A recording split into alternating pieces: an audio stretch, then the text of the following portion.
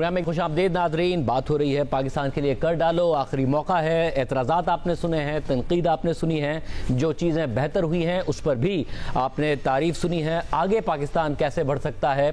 जाहिर है जब हमने ट्रांसमिशन का ये सिलसिला शुरू किया था आपसे 1.5-2 साल पहले, तो उस वक्त सूरत हाल ये थी कि डिफ़ॉल्ट की सूरत हाल थी कि पाकिस्तान कहीं डिफ़ॉल्ट ना कर जाए, रिजर्व्स नहीं है, IMF का प्रोग्राम होगा नहीं होगा, ये सारी बातें हुआ करती थी। अब IMF का प्रोग्राम है, पाकिस्तान के पास रिजर्व्स कोई बहुत ज़्यादा नहीं है, मगर कम से कम डबल डिजिट्स में है, और फिस्कल डिसिप्लिन आया है, मगर ग्रोथ के आसार जो नहीं नज़र आ रहे हैं या फिर जो टैक्सेस बहुत ज़्यादा हैं उस पर इंडस्ट्री बहरहाल बहुत ज़्यादा एतराज़ कर रही है। तब साहब, जो मुख्तलिफ चीज़ों की सेल्स हैं, मोहम्मद सोहेल साहब का कहना है कि उन्होंने पिकअप करना शुरू कर दिया है। 4% के आसपास का ग्रोथ एक्सपेक्ट किया जा सकता है, और यही तरीका है। मुझे याद है आप और मैं अक्सर ये बात कहता हूँ कि आपने बड़ा एतराज़ किया इस बात पर 17-18 की ग्रोथ और फिर 21-22 की ग्रोथ के 6% के चक्कर में सारे रिजर्व खत्म कर दिए, मुल्क को डिफॉल्ट पर ले गए और फिर करेंसी इतनी डिस्टेबलाइज हो गई। फिर कौन इन्वेस्ट करेगा अगर करेंसी का कुछ किसी को पता नहीं होगा ना? अगर ये तरीका नहीं है तो फिर क्या तरीका है आगे बढ़ने का? देखिए, तरीका ये जो मैंने आपको पहले बताया कि देखिए आपका जो GDP है वो एग्रीकल्चर, आपकी LSM जिसमें एक्सपोर्ट भी शामिल हो जाती है, और आपका सर्विस सेक्टर, ये 3 मेन कंपोनेंट है आपका। एग्रीकल्चर, अब वीट की आई थिंक कटाई हो चुकी है, आई थिंक से रिजल्ट आ जाएगा कि कितनी क्रॉप आपकी पहले पिछले साल से बेहतर है। कॉटन अभी स्टार्ट होगी, उसका सितंबर अक्टूबर में आके अंदाज़ा होगा कि क्रॉप साइज़ पहले से बेहतर है कि नहीं है। और फिर इंडस्ट्री की बात करें, देखिए जब तक एक्सपोर्ट आपकी 20% 25% ऑफ द GDP नहीं होगी, इस मुल्क में तरक्की नहीं हो सकेगी। और जब तरक्की नहीं होगी तो उसका मतलब ये है कि आपकी अनएम्प्लॉयमेंट वो बढ़ती जा रही है, लोग बेचारे जो पॉवर्टी लाइन पे हैं वो और बढ़ते जाएंगे, आपकी पॉपुलेशन, आपकी परचेजिंग पावर जो है वो ओवरऑल कॉन्ट्रैक्ट हुई है। तो देखिए, जब आप इकॉनमी को कॉन्ट्रैक्ट करते हो, जो ज़रूरत है, मैं नहीं कह रहा कि मैं इससे इत्तेफाक नहीं कर रहा, मैं बिल्कुल इत्तेफाक कर रहा हूँ, लेकिन जब तक आप अपनी इंडस्ट्री को कंपैटिटिव नहीं करेंगे, ये साइकिल और ये पहिया नहीं घूमेगा आपका। और ये जब तक पहिया नहीं घूमेगा, आपकी ग्रोथ नहीं आएगी, आपकी एम्प्लॉयमेंट नहीं आएगी, आपके जो मसले मसाइल हैं उससे आप बाहर नहीं निकल सकेंगे। तो मैं जो आपको पहले भी शुरू में बताया कि जो स्टेप्स इस गवर्नमेंट ने इस बजट में लिए हैं ना, वो कॉस्ट बढ़ाने की बात हो रही है ना। आपने कार्बन लेवी लगा दिया डीजल पे, तो आपकी ट्रांसपोर्टेशन कॉस्ट बढ़ेगी, गुड्स ट्रांसपोर्ट बढ़ेगी, इन्फ्लेशन बढ़ेगा। आपने पेट्रोलियम लेवी की बात करें कि फर्नेस ऑयल पे आप 77,000 रुपये पेट्रोलियम लेवी लगाना चाहते हैं, आप कॉस्ट ऑफ प्रोडक्शन बढ़ाना चाहते हैं। एक तरफ आप कॉस्ट ऑफ प्रोडक्शन बढ़ाना चाहते हैं, फिर आप एक्सपेक्ट करते हैं आपकी एक्सपोर्ट बढ़ेगी। तीसरी तरफ आप का ये है कि इंडस्ट्री कंपैटिटिव हो जाएगी। कहाँ से कंपैटिटिव होगी? आप हर जगह पे अननेसेसरी लेवी लगाए जा रहे हैं। ये क्या पेट्रोलियम लेवी में फर्नेस ऑयल आना ज़रूरी है? इतनी इंडस्ट्रीज है जो फर्नेस ऑयल इस्तेमाल करती हैं, अपने प्रोसेस में इस्तेमाल करती हैं, अपनी थोड़ी बहुत पावर जनरेशन में इस्तेमाल करती हैं। उसमें अगर आपने पेट्रोलियम लेवी लगा दिए तो उसका क्या मतलब है?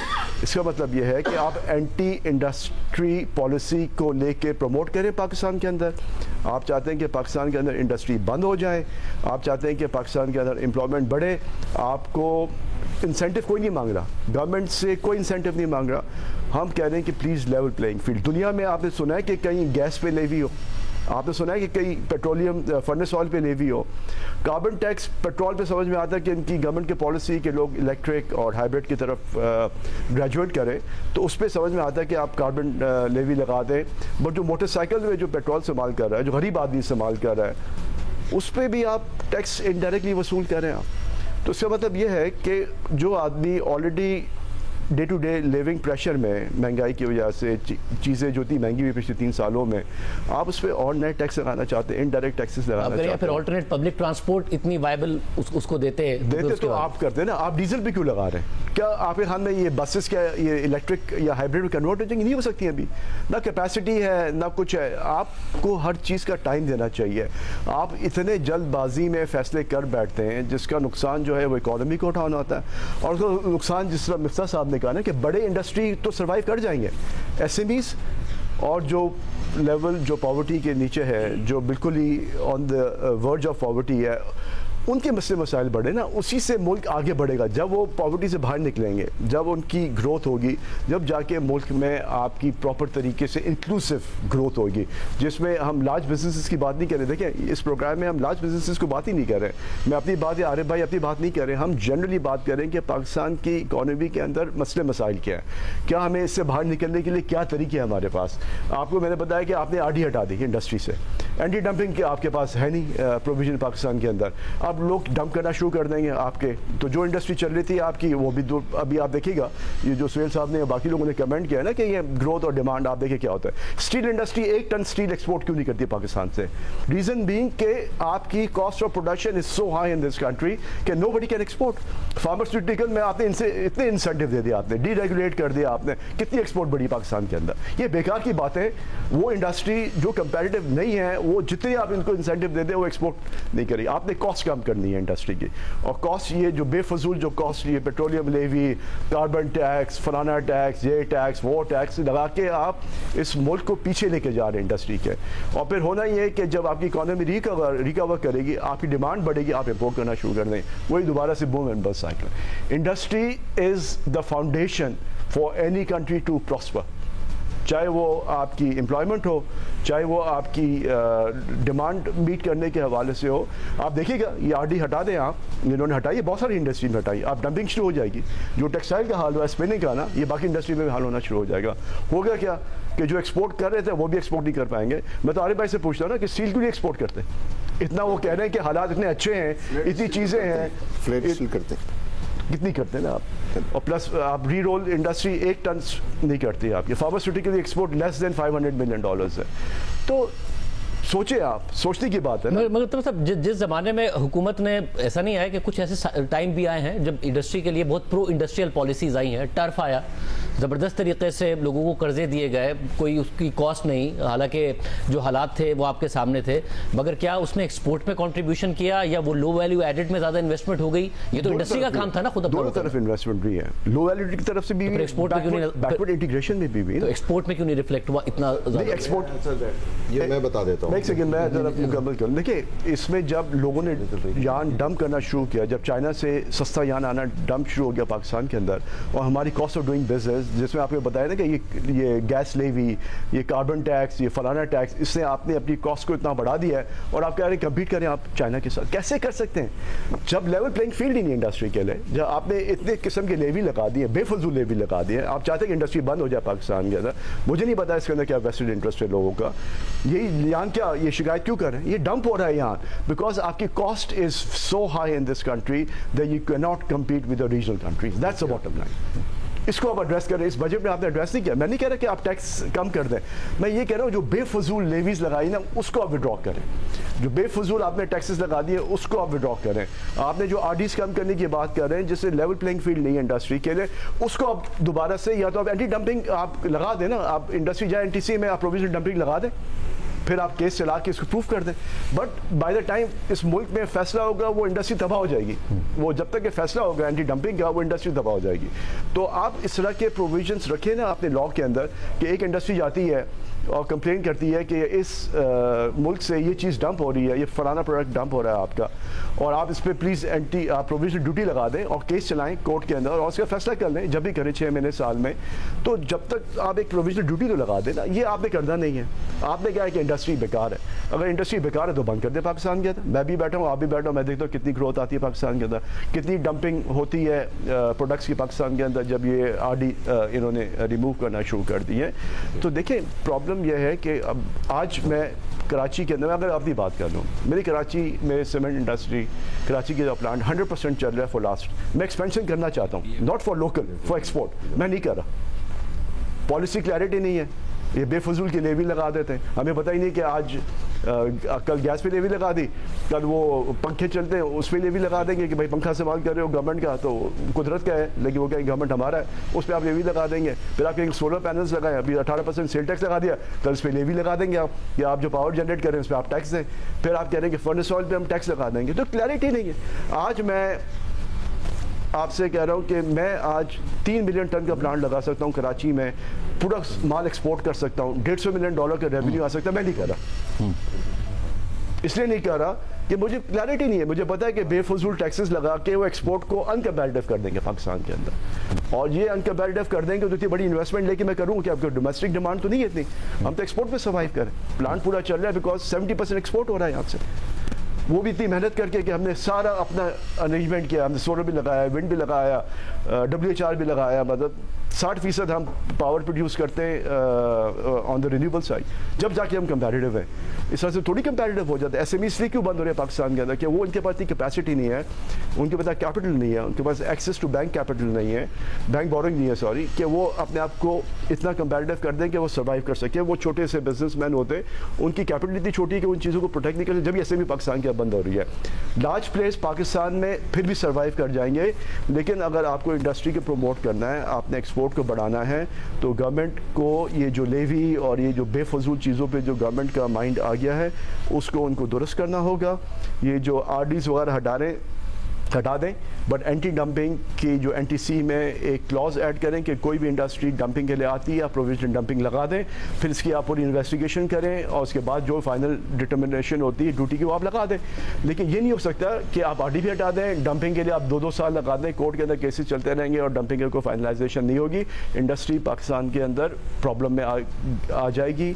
जो ग्रोथ हम एक्सपेक्ट करें वो ग्रोथ हम नहीं अचीव कर सकेंगे, और जब तक पाकिस्तान के अंदर एक्सपोर्ट टू GDP आपका नहीं बढ़ेगा शाहज़ेब भाई, आप ये ग्रोथ 3%, 2.5% के बाहर नहीं निकल पाए। ज़ाहिर एक्सपोर्ट टू GDP के हवाले से तो कोई दो राय नहीं है। पेंशन की बात हो रही थी, आप ये देखें कि दुनिया में पेंशन में कम टैक्सेस होते हैं। पाकिस्तान के अंदर जो पेंशन है, जो एसेट मैनेजमेंट कंपनीज में, अब इन्होंने उसको डबल टैक्स कर दिया। बड़ी मुश्किलों से 20 सालों में वो पेंशन जो है वो 100 बिलियन पे पहुंची थी। पाकिस्तान की जो टोटल सेविंग है प्राइवेट पेंशन फंड की, वो तकरीबन 0.1% ऑफ GDP है। दुनिया के एवरेज मैं नहीं कह रहा, मैं रीजनल एवरेज की बात कर रहा हूँ, वो तकरीबन 10% है। उसमें जो आदमी 60 साल के बाद रिटायर होगा उस पर आप कह रहे हैं पूरा टैक्स दे दें मुझे। तो सेविंग वैसे ही इतनी लो है पाकिस्तान के अंदर, अगर आप इस तरह के टैक्स वसूल करके आप सेविंग्स को और आप कम कर देंगे तो कैसे मुल्क चलेगा। सेविंग्स होना बहुत ज़रूरी है, जब जाके आगे आपके पास कैपेसिटी बिल्ड होगी। देखें, बैंकों की गवर्नमेंट की बोरिंग है तो बैंकों को ओवर क्राउड कर दिया। SMEs और बिजनेसेस के लिए कैपिटल एक्सेस करना बड़ा मुश्किल है। जो बड़े ग्रुप्स हैं, जो मीडियम साइज, वो सर्वाइव कर जाते हैं बिकॉज ऑफ द रिलेशनशिप, लेकिन जो छोटे बिजनेसेस हैं वो तो नहीं सर्वाइव कर सकते। वो तो बैंकों में जब देने जाते हैं तो वो कहते हैं काइबोर प्लस 4% आप या 3% आपसे चार्ज करेंगे। तो ये बहुत सारे मसले मसाइल हैं इंडस्ट्री स्पेसिफिक जो गवर्नमेंट को देखने होंगे। एग्रीकल्चर के मसले मसाइल अपनी जगह पर हैं, वो उनको अपना किस तरीके से इनको मॉडर्नाइज करना है, इनको फैसिलिटेट करना है ताकि आपकी एग्रीकल्चर ग्रोथ आए, जिससे आपकी फूड सिक्योरिटी हो जाती है। आपको हमेशा मैं कहता हूँ कि पाकिस्तान को 3 एरिया में काम करना चाहिए: फूड सिक्योरिटी, वाटर सिक्योरिटी और एनर्जी सिक्योरिटी। कि खाना पीना आपके पास इतना हो कि आपको बाहर से इंपोर्ट करने की ज़रूरत ना पड़े। पानी के लिए आप रिजर्वाइज जो आप डैम्स बना रहे हैं उसको आप एक्सपेडाइट करें, मुकम्मल करें। कल आपको नहीं पता कि आपकी ट्रीटी जो इंडिया के साथ है उस पर कितना आपको इम्पैक्ट आएगा। क्लाइमेट चेंज की वजह से आपकी बारिशों का जो पैटर्न चेंज हो रहा है उस पर आपको नहीं पता कि बारिशें कब होंगी, और वाटर जो इतना सारा जो ज़ाया करते हैं समंदर के अंदर उसको स्टोर करें ताकि कभी कोई ड्राउट हो, लो सीजन हो, आपका रेन का उसमें आपका पानी हो। और तीसरा आपका एनर्जी सिक्योरिटी, कि आपका जो था रिजर्व है, आपका हाइड्रो पोटेंशियल है, जो लोकल कोल अवेलेबल है उसको फुल पोटेंशियल करें। इंपोर्टेड RLNG प्लांट जो मिफ्ता साहब की गवर्नमेंट ने लगाए, बेफजूल प्लांट लगाए गए, इंपोर्ट बेस पे फ्यूल पे प्लांट लगा दिया गया। इससे पहले शॉर्ट टर्म मेजर्स लेते लेते फर्नेस ऑयल पे प्लांट लगा दिया। आपको पता है मैं अभी इथोपिया गया हुआ था, 100% बिजली हाइड्रो से बनती है, 2 सेंट कॉस्ट है, 2 सेंट पर किलोवाट आवर बिजली की कॉस्ट है। पूरे अफ्रीका में एवरेज जो पावर कॉस्ट है वो 4 सेंट की है, पाकिस्तान के अंदर 12 सेंट 13 सेंट की है। और अभी जो रीजनल कॉन्फ्लिक्ट हुआ इसको हम अंडरमाइन नहीं कर सकते। ये कॉन्फ्लिक्ट किस दर रुकेगी, किस लेवल पे जाके रुकेगी, नोबडी कैन प्रोडक्ट। अगर ऑयल प्राइसेस आपकी ऑलरेडी $70-75 पे चली गई हैं तो मुझे नहीं लगता कि आपकी जो यूटिलिटी या जो पावर कॉस्ट है वो आपकी कम होगी। गैस की आपकी जो LNG की प्राइसेस है वो भी ब्रांड के साथ अगर ब्रांड 75, 78 या $80 का हो जाता है तो गैस की कीमतें बढ़ेंगी, तो इन्फ्लेशन आपका बढ़ेगा, कॉस्ट ऑफ डूइंग बिजनेस बढ़ेगी। तो गवर्नमेंट को बहुत ही एहतियात के साथ ये फैसले करने होंगे कि ये जो लेवी वगैरह जो लगा रहे हैं उसको विड्रॉ करें, इंडस्ट्री को कंपैरेटिव करें, इंडस्ट्री के जो इश्यूज़ हैं उसको सीरियसली इसलिए बैठ के सुने, ये एक माइंड मेकअप कर लेना कि इंडस्ट्री जो है वो अनकम्पेटिटिव है, वो ठीक नहीं है, वो बहुत ही गलत इंप्रेशन पाकिस्तान के जो डिसीजन मेकर्स हैं उनके जहन में बिठा दिया गया। साहब, क्योंकि आप खुद इंडस्ट्री में, ये जो सबसे बड़ा कंसर्निंग पॉइंट है जो कि क्योंकि अगर पाकिस्तान ने आगे बढ़ना है तो एक्सपोर्ट टू जीडीपी बढ़ाना है, वो ये कि पाकिस्तान के इतने बड़े बिजनेसमैन ये कह रहे हैं कि मेरे पास पैसे हैं, मैं इन्वेस्टमेंट करने के लिए तैयार हूँ, मगर मैं नहीं कर रहा। वो कह रहे मैं अपना सीमेंट प्लांट एक्सपैंड करना चाहता हूँ एक्सपोर्ट के लिए, मगर मैं नहीं कर रहा। इसके अलावा इन्वेस्टमेंट करना चाहता हूँ, नहीं कर रहा क्योंकि मुझे पता ही नहीं है। एक तो टैक्सेस पहले से ज़्यादा है, ऊपर से फ्यूचर के लिए अनसर्टेनिटी है। ये एक कितना बड़ा कंसर्न है इस वक्त अगर मुल्क ने आगे बढ़ना? नहीं, इसका ये बहुत बड़ा कंसर्न है। आई थिंक इस किस्म के अभी डिस्कशन हो रही थी गवर्नमेंट में भी कि ये जो सीमेंट है, चूँकि अभी जिस तरीके से इन्वायरमेंट है इंटरनेशनल, उसमें ये केस बनता है कि एक्सपोर्ट डेडिकेटेड सीमेंट यूनिट जो है वो लगें, और उसके लिए ज़ाहिर है आपको फिर लॉन्गर टर्म की पॉलिसी जो है वो देनी होगी ताकि उसी पे बेस करके उसकी फिजिबिलिटी बनेगी। और ये एक्सपोर्ट में जो है वो मार्जिन बहुत कम होते हैं, बहुत जो है थिन मार्जिन होते हैं, और अगर उसमें कोई डिस्टर्बेंस आ गया तो फिर जो है वो ज़ाहिर है उसकी फिर आपको फाइनेंसिंग और ये सारी सिलसिले स्टेक होल्डर को ऑन बोर्ड करना जो है वो मुश्किल है। बट जो आपकी जो बात है ना कि आप क्या हमारा वे फॉरवर्ड होना चाहिए, देखिए वे फॉरवर्ड तो ये 2-3 बड़ी चीज़ें जो है वो अक्सर डिस्कशन में, हाई इंटरेस्ट रेट को कम होना चाहिए। मैं समझता हूँ कि फिस्कल कंसोलिडेशन से इंटरेस्ट रेट में कमी आएगी, कोई और तरीका नहीं है। हम ये आम लोग समझते हैं कि कोई हुकूमत या प्राइम मिनिस्टर ऑर्डर कर देगा और वो कम हो जाएगा या फला हो जाएगा।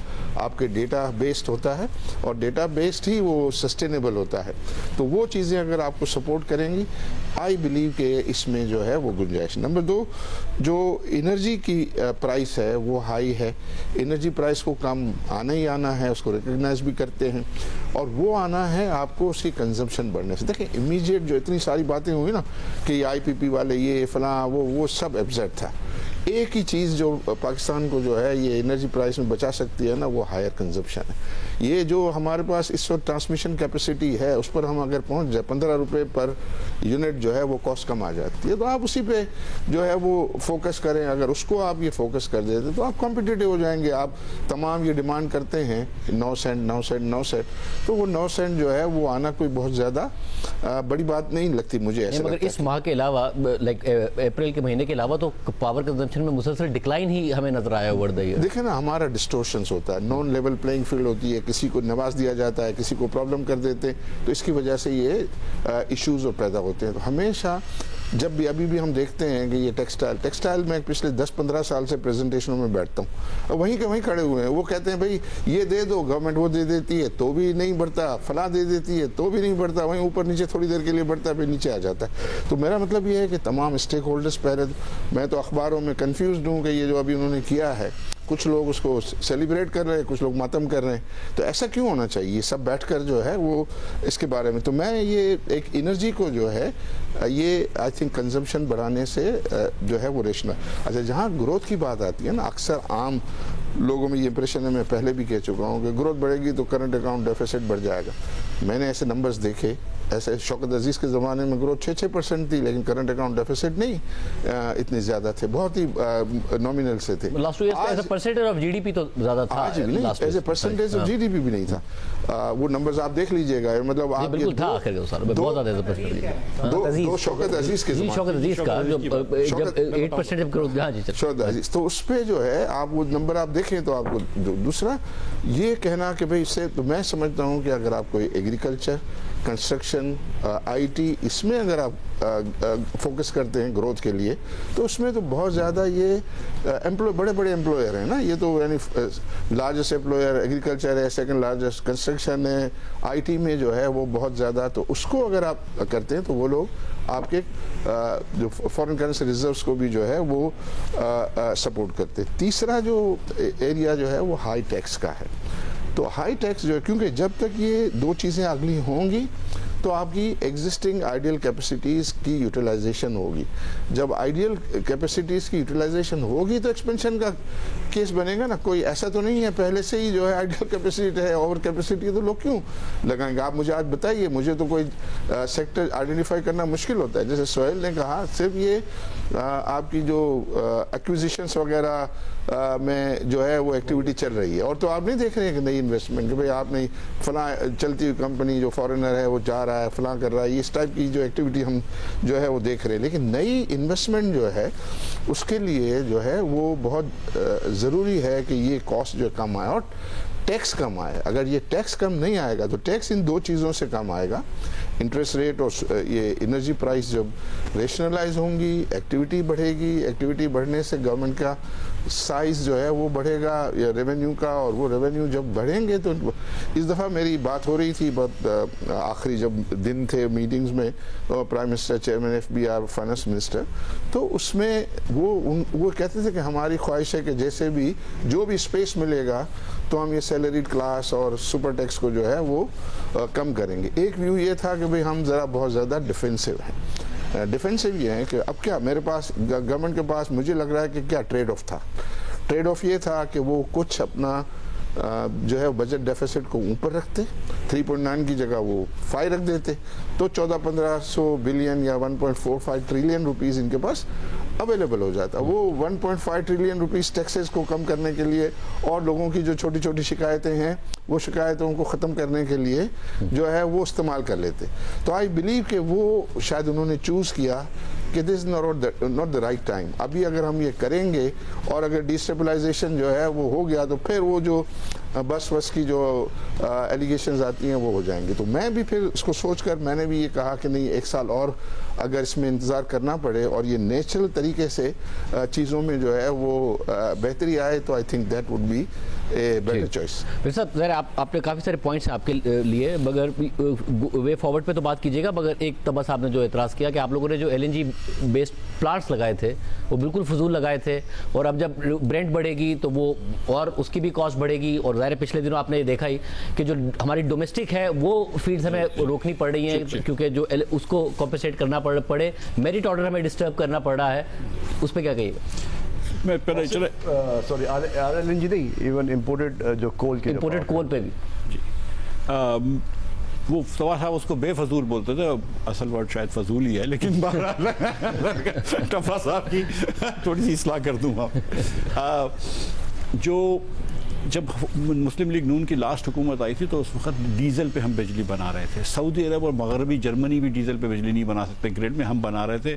जो 4 सिस्टर्स जिसको मुशर्रफ साहब ने गैस दी हुई थी और लगवाए थे प्लांट्स, हेलमोर, ओरिएंट, सैफायर और एक और आई थिंक सैफ शायद था, ये डीजल पे चल रहे थे। तो उस वक्त LNG लगाना 100% ज़रूरी था और गैस की बहुत शॉर्टेज थी पाकिस्तान में, इंडस्ट्री नहीं चल रही थी। I think the best thing we did was to bring in LNG के ये जो 3 प्लांट लगाए, या ये लगाते या इंपोर्टेड कोल लगाते। तो इंपोर्टेड कोल लगाने से बेहतर ये होता कि 2 साल रुक जाते और थर कोल से वो लगा लेते।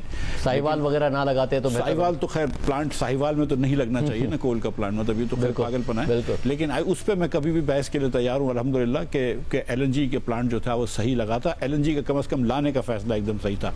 अब इस वक्त जो सिचुएशन है फिर ये जो पैदा हो रही है, मेरी बात सुने ना, आपने उस वक्त 2022 में जब $120 मिलियन का हुकूमत पाकिस्तान ने LNG का कार्गो ख़रीदा है एक्स्ट्रा, तो उस वक्त कतर गैस आपको 32 बिलियन में दे रही थी।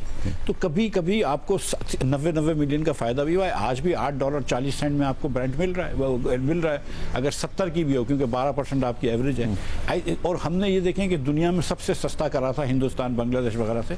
तो मतलब आफ्टर द फैक्ट कभी कभार मार्केट नीचे होती है, कभी मार्केट ऊपर होती है, तो ये तो आप बात कर सकते हैं। नहीं, मार्केट ऊपर नीचे चला, हमारी कंजप्शन का इशू हो रहा है। कंजप्शन की तो हमें अपना मेरिट ऑर्डर डिस्टर्ब करना पड़ता है। You need to have gas in Pakistan. तब उस वक्त तो सोलर 18 सेंट का था। आपको गैस तो चाहिए ना पाकिस्तान में, आपको ईंधन तो चाहिए। मसला पाकिस्तान में ये नहीं है कि बिजली महंगी है, मसला है कि बिजली की मिसमैनेजमेंट है।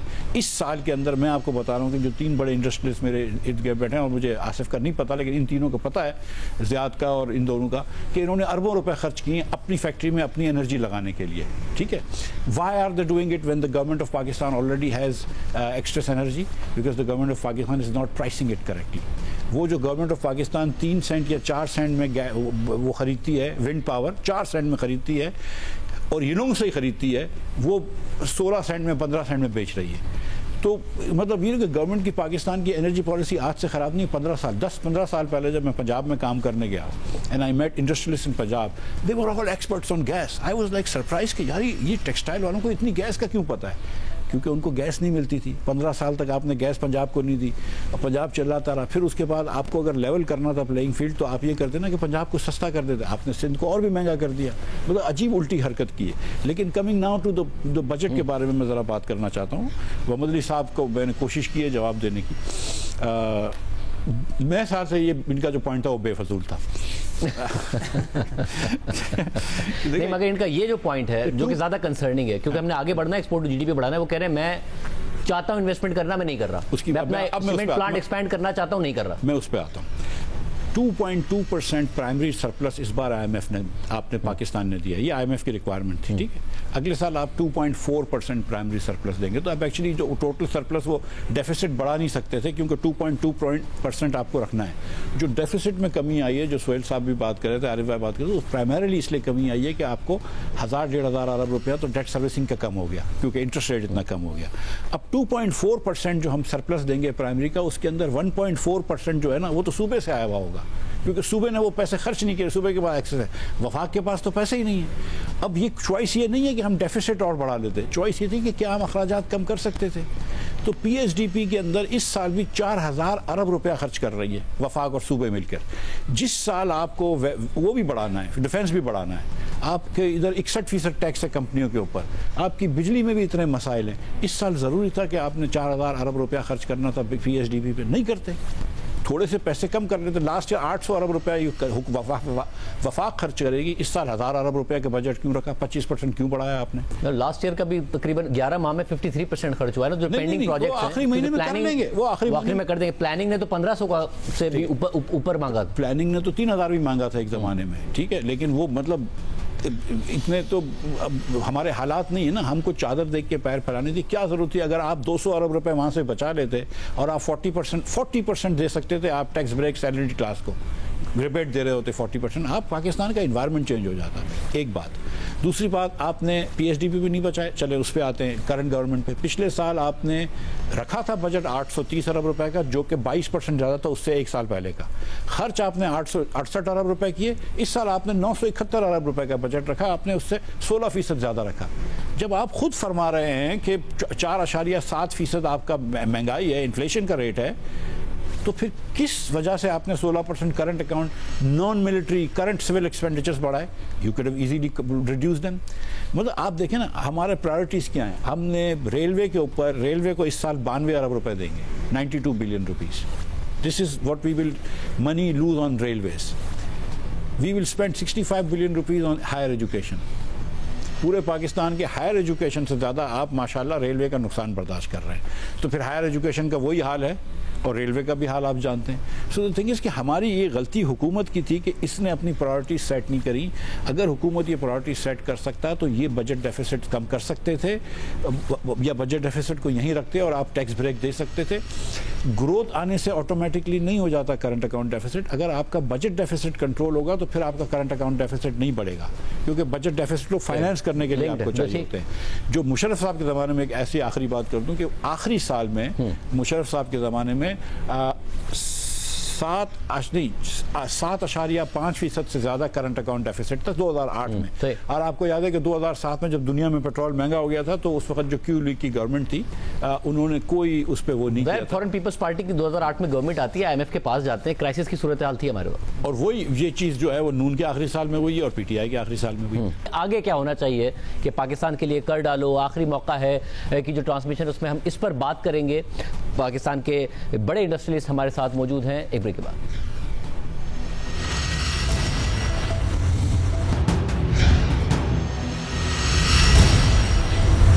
प्रोग्राम में एक दफ़ा फिर खुशामदीद नाज़रीन। बात हो रही है पाकिस्तान के लिए कर डालो, आखिरी मौका है। डॉक्टर साहब, आप अब मुझे बताइएगा इंडस्ट्री के पॉइंट ऑफ व्यू से आगे बढ़ने के लिए।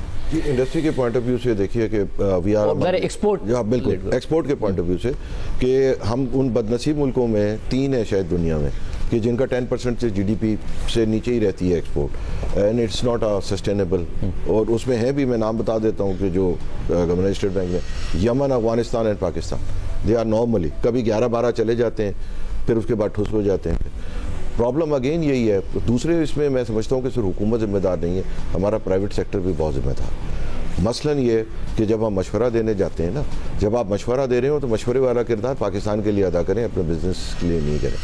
अब आप मुझे बताएं कि EFS के अंदर जो है इतनी बड़ी एनॉमली आई, कितने बिजनेसमैनों ने साथ दिया कि हाँ गलत है, अगर IMF नहीं करता जीरो रेट लोकल को तो फिर मजबूरन EFS पे इंपोर्ट पे लगा दो।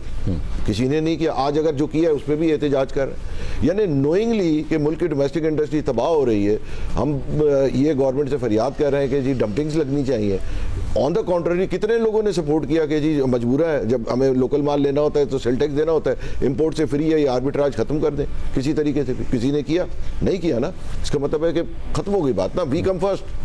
पाकिस्तान मतलब चलने ठीक है, इट्स नेचुरल दैट मैं अपने आप को पहले रखूं, मगर एज एन एडवाइजर तो मुझे नहीं रखना चाहिए। अगर मैं किसी कमेटी में बैठा हूं तो नहीं मुझे रखना चाहिए ना। देन पाकिस्तान कम फर्स्ट, अगर मैं पाकिस्तान की कमेटी को रिप्रेजेंट कर रहा हूं। तो ये तमाम हमारे यहाँ चीज़ें रहीं। अब जैसे जहाँ तक इन्होंने LNG की बात की, LNG प्लांट उनकी टोटल कॉस्ट ही इतनी कम है। हमारे यहाँ जो लास्ट गवर्नमेंट के साथ तय हुआ था कि गवर्नमेंट उनको इससे IPP मॉडल से हटा के अपना स्टैंड बाई एग्रीमेंट पे रख लेगी। हमने उल्टा सुना है कि जी पंजाब गवर्नमेंट उसको चलाएगी, उसके नफ़े से जो है अच्छे काम करेगी। भाई नफ़ा कहाँ से आएगा? जब बिजली बिकेगी, महंगी बिजली बिकेगी तो नफ़ा आएगा ना। तो इट्स अनबिलीवेबल सिचुएशन इस किस्म की है। और दूसरे के गवर्नमेंट की, चूँकि गवर्नमेंट का काम बिजली में नहीं होना है और वो ज़बरदस्ती IPP कॉन्ट्रैक्ट करके घुस गई, ठीक है ना। अब गवर्नमेंट एक ऐसा वो इदारा है कि जिसके पास IPP का अज़ाब पड़ा हुआ है, सही गलत हिस्टोरिकली बता 70,000 मेगावाट खरीद लिए 25,000 के सिस्टम पे, सेट असाइड ऑल दोस्त थिंग। तो वो हर आदमी जो बिजली बना रहा है वो उसका दुश्मन है, चाहे वो गैस हो, चाहे वो फर्नेस हो, चाहे चंद दिनों में इन्होंने राइटली फरमाया कि जी और हो जाएगा। प्रॉब्लम यह है कि जब तक आप बिजली सस्ती नहीं करेंगे उसकी कंजम्पशन नहीं बढ़ेगी। अब जहाँ तक आपने टर्फ का सवाल किया, टर्फ के अंदर बहुत अच्छा इन्वेस्टमेंट हुआ। अभी इन्वेस्टमेंट के रंग आने लगे, आपने 20 सेंट की बिजली कर दी, तो जितना इन्वेस्टमेंट जो है वो पंजाब में हुआ वो खत्म हो गया। मतलब 20 सेंट पे कौन चला सकता? अभी तो बिजली की कीमत कम कर दी ना सर। वो तो अब मैं फेज वाइज आ रहा हूँ। आपने कहा टर्फ का इफेक्ट क्यों नहीं है? आपने सब कुछ दिया और सब कुछ छीन लिया 20 सेंट करके। तो कीमत कम हुई तो इफेक्ट आएगा? मतलब वो तो 0% पे भी कोई नहीं चल सकता ना। कीमत कम हुई है तो इफेक्ट आएगा। सो मैं आप बताता जाऊँ, अब स्टेज वाइज आ जाए ना कि पहली स्टेज तो ये हुई, उसके बाद कर आगे ये भी है ना कि बिजली की गवर्नमेंट को भी मॉनिटर करना चाहिए था, बट वैल्यू एडेड में ज्यादा इन्वेस्टमेंट होती तो बेहतर था। इंटीग्रेशन की तरफ वो तो गवर्नमेंट ने एक फैसला कर दिया ना, जो भी था चलना तो चाहिए था ना, चाहे वो कोई भी चीज हो। इंडस्ट्री भी की भी जिम्मेदारी ज्यादा थी, वैल्यू एडेड की तरफ ज्यादा जाते बजाय इसके। ये तो हर एक किया ना। मैं तो चूंकि मैं इत्तेफाक से बिजली समझता था, मैंने टर्फ में ना होने के बराबर पैसे लिए कि मुझे अंदाजा था कि चलना ही कुछ नहीं है। मैं तो टू बी ऑनेस्ट। तो अब इसके बाद आप आ जाए, कराची में 4 सेंट की गैस रही 3 साल, कौन सी एक्सपोर्ट बढ़ गई? हम कहते हैं 55% जो है पाकिस्तान की एक्सपोर्ट तो कराची देता है। 4 सेंट आपकी 3 साल गैस रही, आपने कौन सी एक्सपोर्ट बढ़ा दी? 19 की 16 आ गई। क्यों आई? इसलिए आई कि 4 सेंट की बिजली जो है वो सिर्फ 70% लोगों को अवेलेबल थी, 30% को तो गैस ही काट दी। एक ब्लेंड बनना था, it took us 1.5 year to blend it, and I appreciate Mohammad Ali Tabba साहब कॉर्पोरेशन कि इन्होंने उसमें हेल्प की, वरना वो शायद और 6 महीने नहीं होती। लोगों की इंडस्ट्री पूरे साइड में बंद होती थी, सिर्फ एक 25% ब्लेंड के लिए वी टुक 1.5 ईयर कि जी हमें 1.5 सेंट महंगी नहीं मिले तो हमें तो 4 की पूरी मिल जाए तो दूसरा मर जाए। तो हम लोग क्या कर रहे हैं? मतलब we should also be just not point out fingers towards government के जी ये गवर्नमेंट का, हम आपस में अपने मसले भी नहीं हल कर सकते तो हम क्या जाएंगे? फिर IPP भी कोई एलियंस ने तो आके नहीं लगाया ना। भाई ने 4 सेंट का जिक्र किया, भाई ने 18 सेंट वाला भूल गए। और ज़ाहिर है अब जो इन्वेस्टर्स हैं वो कह रहे हैं कि एक बहुत हुकूमत कहती तो हमने एक्सपोर्ट बढ़ाना है और एक्सपोर्ट लेड ग्रोथ की तरफ जाना है, बट एंटी इन्वेस्टमेंट बायस है।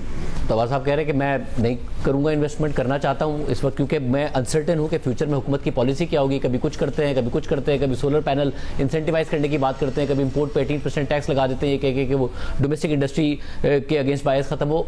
आपको लगता है इस तरीके से फिर हम एक्सपोर्टेड ग्रोथ की तरफ जा पाएंगे? सर देखिए वही बात, देखें सॉरी मेरे ख्याल में लग रहा है कि यहाँ एक्सपोर्ट से मुराद टेक्सटाइल एक्सपोर्ट है।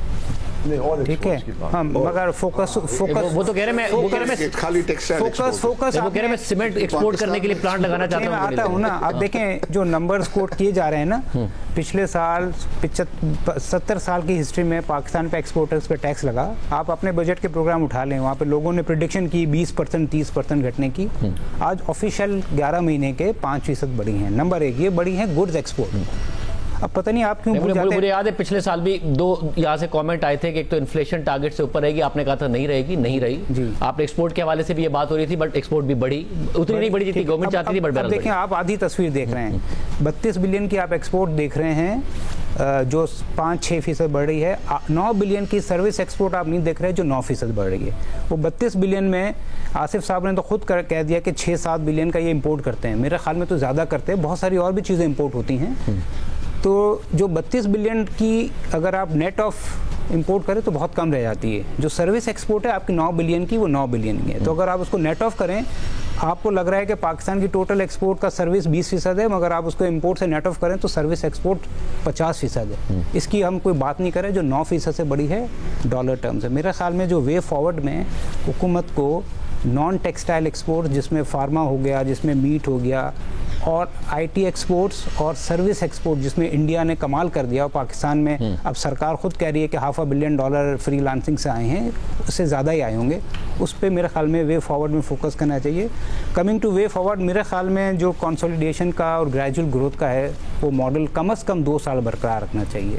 ठीक है, इस साल शायद हम 3.5-4% ग्रो हों, अगले साल 4-4.5% हों, और IMF का प्रोग्राम है दिस इज़ अ ब्लेसिंग, उसको एडहर करें तो फिर जाके हम कोई इंसेंटिव देने के काबिल होंगे, और फिर जाके अवाम को शायद कुछ महसूस हो कि खुशहाली आई है।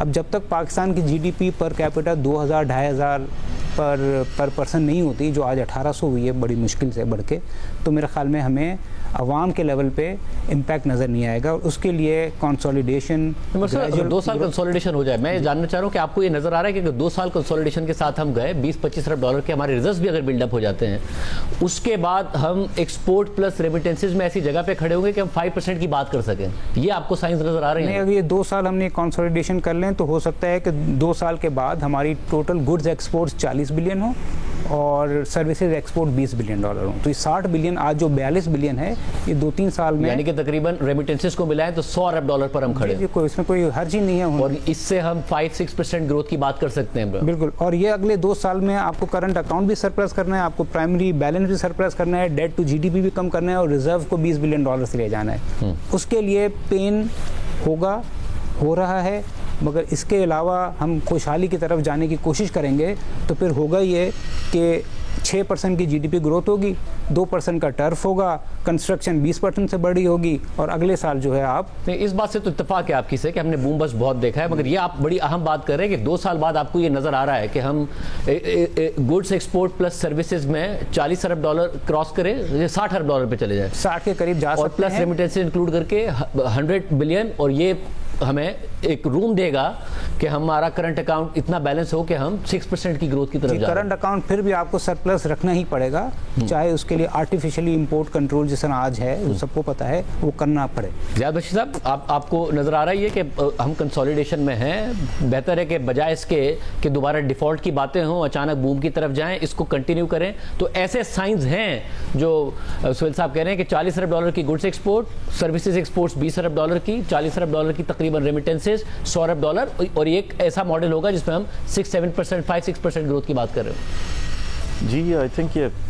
सही तो कह रहे हैं एक साइड से, बट द थिंग इज कि employment generation is needed right now. अगर आप देखें आपके तकरीबन 4.2 मिलियन पीपल एंटर कर रहे हैं वर्क फोर्स में एवरी ईयर, और जो आपकी जो 2.5% GDP ग्रोथ है, आप मुश्किल से अराउंड 1 मिलियन लोग अब्जॉर्ब कर सकते हैं। तो आपका around 3 million a year unemployment बढ़ रहा है। ये बहुत डेंजरस चीज़ है। तो जैसे मोहम्मद अली साहब भी कह रहे थे, serious incentive should be given for employment generation in which ever way possible. जो भी ये दे दो, बिकॉज अगर आप इनको नहीं एम्प्लॉय करोगे, every 3 years is 10 million people. अब वो 10 मिलियन बंदा जब अनएम्प्लॉयड होएगा, आपको मेरे से बेहतर पता है कि क्या हो जाएगा। तो this is something we have to look at. Other than this, अगर आप कह रहे हैं वो जो कंसोलिडेशन कर रहे हैं तो फिर एसओईज को भी फेंक दो, they will be worthless after 2 years anyway. बेच दो, अभी कुछ मिलेगा। जिस स्पीड से रिन्यूएबल्स आ रहे हैं, ये जो आपके जनरेशन कंपनीज हैं, इनकी क्या वर्थ होगी? एवरीबडी ऑफ ग्रिड चलेगी। पूरे कराची में हर घर पे सोलर लगा हुआ है। प्राइवेटाइजेशन करें, कर दे, दे वगैरह, अभी इनकी कुछ तो कंसोलिडेशन ही करनी है तो ये सब इस सबसे जान छुड़ाएं। सब कुछ उसमें 1000 अरब रुपए जो जाते हैं, जाया होते हैं, इससे जान छुड़ाएं फिर जी।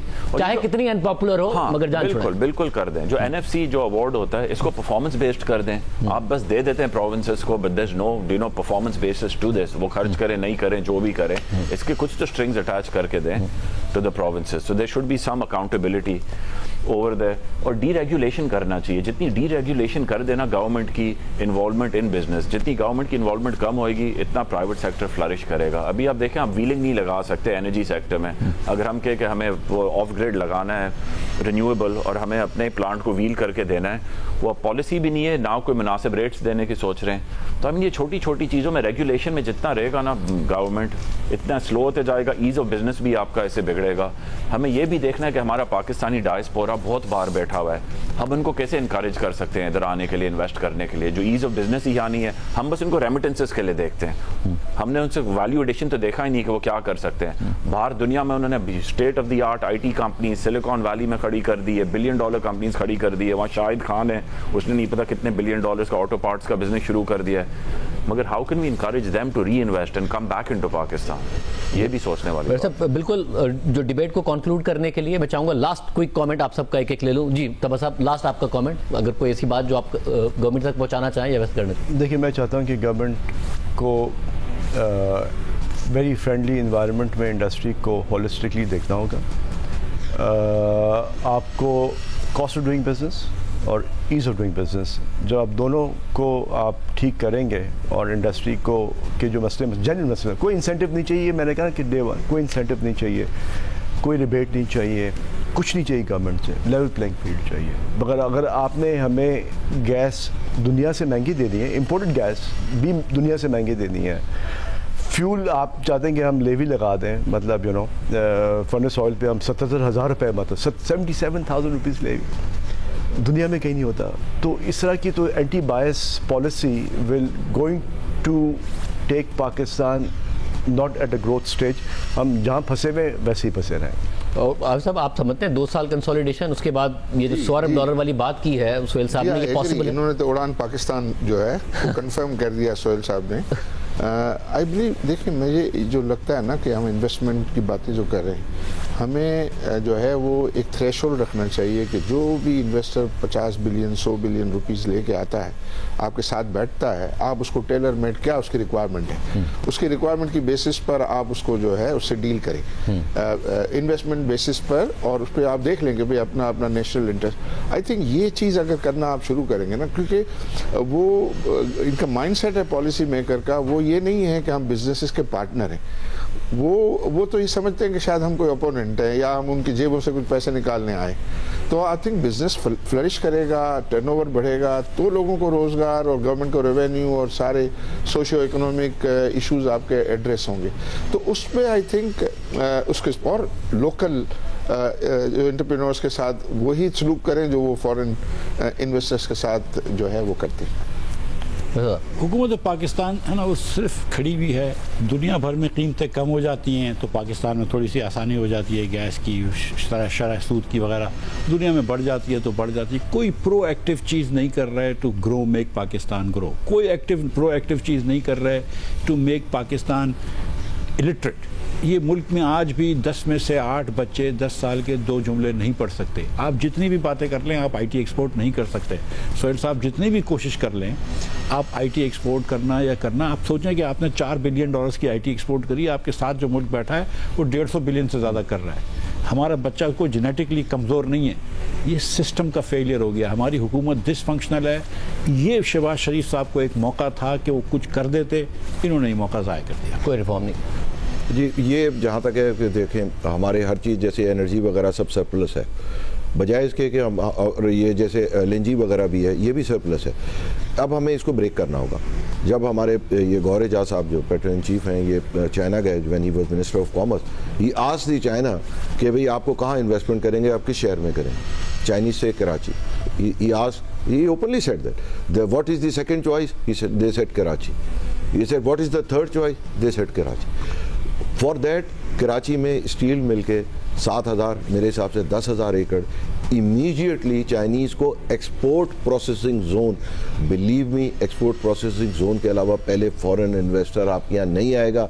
ये SEZ ये वो ये सब आप don't invent a wheel. Karachi export processing zone में आप 1000 गज की जगह नहीं, 1000 गज का प्लॉट नहीं मिलता, 4-4 मंजिला बिल्डिंगें बनी हुई हैं। Why don't you utilize it? You break the ice. 1000-2000 megawatt, they will going to relocate. आपको टैक्स नहीं मिलेगा कुछ भी ना, मगर आपको एम्प्लॉयमेंट तो मिलेगी। वो डॉलर तो बाहर आके खर्च होंगे, कुछ प्रोडक्ट तो आएगी। This is the best way to break the ice. Sir, जो रिफॉर्म का मौका ज़ाया कर रही है गवर्नमेंट, ये बात और ज़ाहिर ज़ियाद बशीर साहब ने बड़ी अहम बात की कि जब आप कंसोलिडेशन ही कर रहे हैं तो फिर वो रिफॉर्म तो करें जो कि आपको करने चाहिए, चाहे वो टैक्स की सूरत में हो, प्राइवेटाइजेशन की सूरत में हो, लॉस मेकिंग एंटिटीज हो, उसमें तो कुछ कर नहीं रही गवर्नमेंट। नहीं, बिल्कुल सही कहा। मेरे ख्याल में 3 रिफॉर्म्स में थोड़ी तेज़ी लानी होगी। एक एनर्जी सेक्टर रिफॉर्म्स, काफ़ी उस पर चीज़ें हो गई, मगर उसको मज़ीद करें तो कीमतें स्टेबल हो सकती हैं, कम भी हो सकती हैं, उसको कंटिन्यू करना चाहिए। दूसरा है SOEs का, इसमें प्राइवेटाइजेशन। अब नए मिनिस्टर हुए हैं, वो टेक्नोक्रेट हैं, पॉलिटिशियन नहीं हैं, तो मुझे उम्मीद है कि अगर 12 महीने में PIA हो जाता है जैसे भी करें तो एक कॉन्फिडेंस बेहतर होगा। एंड लास्टली, जो औरंगजेब साहब डिजिटाइजेशन की बात कर रहे हैं, मुझे लगता है उसको थोड़ा एग्रेसिव करना होगा।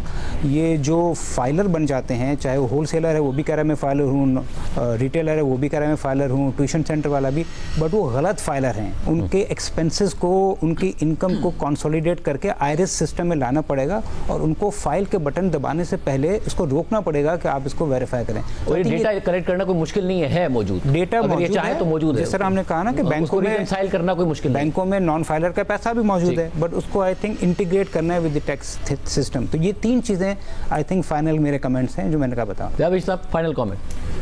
आई थिंक ये जो स्ट्रक्चरल रिफॉर्म्स जो गवर्नमेंट लाया है एग्रीकल्चर में, वो जो कह रहे हैं रिटेल में ला रहे हैं, I think we need a good committee. जो या कमेटी नहीं देम उनको खुद कर देना चाहिए, दे शुड इम्प्लीमेंट इट। इसके रिजल्ट आने चाहिए। बस कह देना हमने एग्रीकल्चर पर टैक्स लगा दिया, कितना रेवेन्यू आया है, क्या आया है, ठीक है। रिफॉर्म कहना is one thing, implementing is another thing. जितना आप हाई टैक्स रखेंगे, you are incentivising the black market to flourish. यही होता है कि बंदा बोलता है अगर मैं अभी बिजनेस में आऊँ and stay out of the net, मेरी प्रॉफिट इतनी हो जाएगी।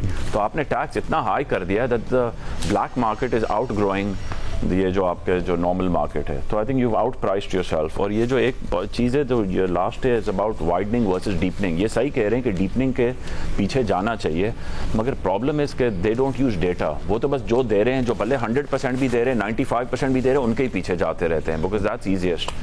सो आई थिंक ये चीज़ है, if you going to do deepening it has to be data driven. आप सबका बहुत शुक्रिया। नाज़रीन, गुफ्तगू आपने सुनी है, ट्रांसमिशन है, पाकिस्तान के लिए कर डालो आखिरी मौका है, और तमाम का कंसेंसस है कि अगर आपने कंसोलिडेशन भी करनी है तो साथ में रिफॉर्म्स कीजिए। इस तरीके से मुल्क नहीं चल सकता कि आप टैक्स नेट में जो पहले से लोग मौजूद हैं उन पर ज़्यादा बोझ बढ़ाए जाएँ, जो ज़्यादा टैक्स दे सकते हैं या जिनको देना चाहिए उनसे टैक्स ना ले रहे हों, रिफॉर्म्स ना करें, प्राइवेटाइजेशन ना करें। ये सब साथ करके अगर गवर्नमेंट आगे चलेगी तो ही पाकिस्तान आगे बढ़ सकता है और इन्वेस्टमेंट फ्रेंडली पॉलिसीज़ होनी चाहिए। याद, अल्लाह हाफ़िज़।